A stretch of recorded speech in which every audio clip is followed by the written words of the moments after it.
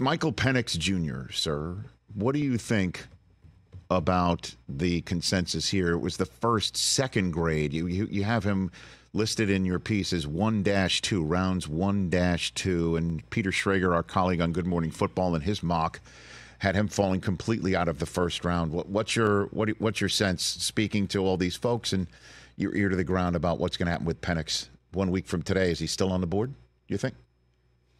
Michael Penix might be the most polarizing quarterback prospect, Rich. I'd say JJ is polarizing to a certain degree, but Penix, I had, and you can find that first quote on Michael Penix. It's another good one. I'd love to hear your dramatic read of it. But there are people who will say he's the number 2 quarterback in this class, and I had other people who ranked him 7th, several people behind Spencer Rattler.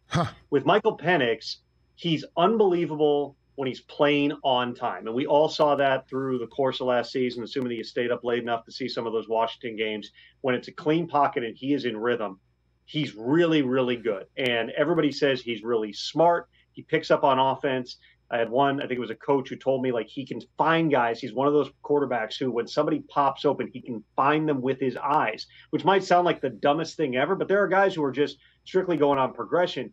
Penix is also instinctive. He does get through the progressions. He can process, but also he has the instincts to kind of figure out where that open guy is going to be. The concern with Penix is when it's not clean in the pocket, when he has to make plays off schedule, you're not entirely certain what's going to happen. He had a grand total of 8 rushing yards last season.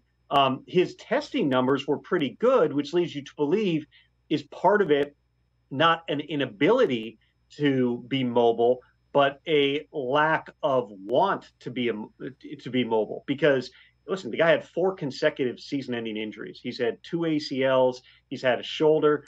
The knee got checked out.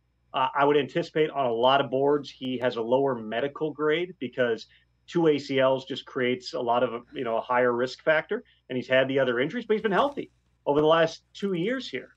It's nothing, from what I've been told, and I've spoken to GMs, I've spoken to others about it, there's nothing in Penix's report that's going to cause him to fail a physical. But there's 32 teams, 32 doctors, 32 degrees of risk tolerance. And Penix is certainly going to be in that category, which brings us to the quote that I was going to have you read there, Rich. But the coaches are less concerned about that. This is much more from a coaching perspective with Penix about fit. If I had to guess, to answer your question, Rich, I'd say yes, he comes off the board in round 1. But if he slides into round 2, that wouldn't stun me at all. Catch the Rich Eisen Show every single day on the Roku channel, 12 to 3 Eastern, for free.